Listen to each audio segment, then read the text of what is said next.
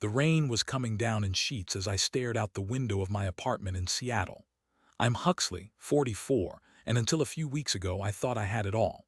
A good job as a software architect, a comfortable life, and a wife, Willow, who I adored. We'd been married for 15 years, and while things weren't always perfect, I believed we were happy. It started subtly. Willow, who works as a marketing director, began staying late at the office more frequently. Big project, she'd say, kissing me quickly on the cheek before rushing out the door. I didn't think much of it at first. We'd both had busy periods in our careers before, but then came the weekends she had to catch up on work. The business trips that seemed to pop up out of nowhere. The way she'd pull away when I tried to hold her, I tried talking to her about it. Willow, are you okay? Is everything all right at work? You seem distant. I'm fine, Huxley, she'd snap, her eyes darting away. Just stressed. You know how it is, but I didn't know how it was, not really. I started feeling like I was living with a stranger, someone who looked like my wife but wasn't her. The first real sign came unexpectedly. Willow left her laptop open on the kitchen counter one morning. I wasn't snooping, I swear.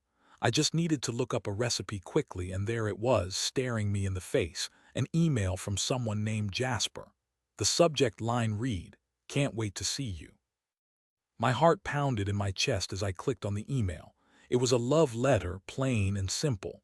Jasper was gushing about how much he missed Willow, how he couldn't wait for their next business trip to San Francisco, how she was the best thing that had ever happened to him. I felt like I'd been punched in the gut.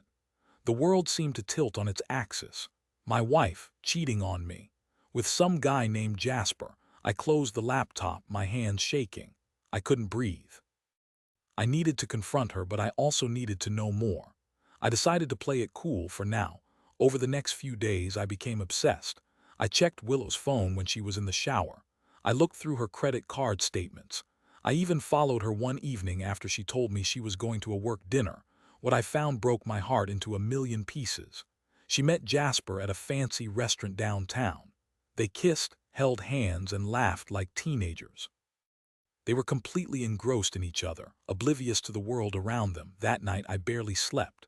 I replayed the scene in my head over and over again. The pain was unbearable. How could she do this to me, to us? What had I done wrong? The next morning I decided I couldn't take it anymore. I confronted her. "Willow," I said, my voice trembling, "I know about Jasper." Her face went white. What are you talking about? Don't play dumb," I said, my anger rising. "I read your email. I saw you with him last night." She burst into tears. "Huxley, I can explain." "Explain what?" I demanded. "Explain how you could betray me like this. After 15 years, she sobbed uncontrollably, telling me how she'd been feeling unfulfilled and ignored. How Jasper made her feel alive again. It was the same tired, click excuses I'd heard in countless movies and TV shows. They sounded hollow and meaningless. "So, what now?" I asked, my voice flat. "Are you going to leave me for him?" She looked at me, her eyes filled with tears. "I don't know," she said. "I'm so confused." That was it. That was the moment I knew it was over. If she couldn't even commit to our marriage after everything we'd been through, then there was nothing left to salvage. "Get out," I said, my voice barely a whisper. "Just get out." She left that day, taking a suitcase full of clothes and a lifetime of memories with her. The apartment felt empty and cold without her. I spent the next few weeks in a daze, barely eating or sleeping. I called in sick to work, unable to face the world. My friends, Crispin and Aubrey, tried to be supportive, but I could tell they didn't really understand. They'd never experienced anything like this before. They couldn't comprehend the depth of my pain. One evening, Crispin came over with a bottle of whiskey. "Come on, Huxley," he said. "You can't keep doing this to yourself. You need to get out there, meet new people, start living again." I scoffed. "Easy for you to say," I said, taking a swig of whiskey. "You're not the one who just had his heart ripped out." "I know, man," he said, putting a hand on my shoulder, "but you can't let Willow win. You can't let her destroy you." His words resonated with me. He was right. I couldn't let her win. I had to find a way to move on, to rebuild my life. But how? I decided to start with the basics. I went back to work, started exercising again, and tried to reconnect with my hobbies. It was hard, but slowly, gradually, I started to feel like myself again.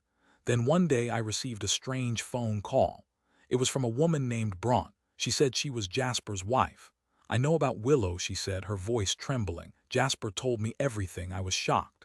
He told you, yes, she said. He's a terrible person. He's done this before, you know. He's cheated on me with countless women. I felt a surge of anger, not just at Willow, but at Jasper too. He was a serial cheater, a predator who preyed on vulnerable women. Bronte and I talked for hours that day. We shared our stories, our pain, our anger.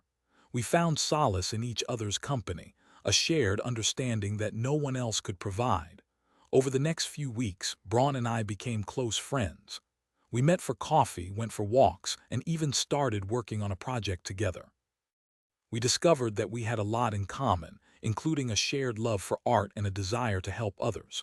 One evening, as we were sitting in my apartment, Bronte turned to me and said, "Huxley, I have an idea. I know this might sound crazy, but what if we exposed Jasper? What if we told everyone what he's been doing?" I thought about it for a moment. It was a risky idea, but it also felt right. Jasper had caused so much pain and suffering, and he needed to be held accountable. I said. "Let's do it." Bronte and I spent the next few weeks gathering evidence. We contacted other women who Jasper had cheated with, collecting their stories and documenting his lies. We even hired a private investigator to dig into his background. What we discovered was shocking. Jasper wasn't just a cheater, he was a con artist. He'd been using his affairs to gain access to women's finances, swindling them out of their money and leaving them emotionally devastated. We took our evidence to the authorities, and Jasper was arrested and charged with multiple counts of fraud and embezzlement. His life was ruined, his reputation shattered. Willow, on the other hand, seemed to disappear. I heard through mutual friends that she was living in another state, working a dead-end job and struggling to make ends meet.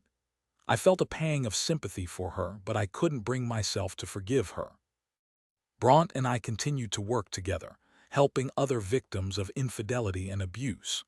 We started a support group, wrote a book, and even launched a website dedicated to raising awareness about the dangers of cheating. In the end, Willow's betrayal led me down a path I never could have imagined. It was a painful, difficult journey, but it also taught me valuable lessons about love, loss, and the resilience of the human spirit. And it brought Bronte into my life, a woman who understood me in a way that no one else ever had. We are not together, not yet, but maybe someday. For now, we are each other's rock, the one person who knows exactly what the other has been through. We are survivors and we are stronger together. The rain has stopped now and the sun is shining through the clouds. Seattle looks beautiful from my window. I take a deep breath and smile. Life is good. Even after betrayal, there is hope.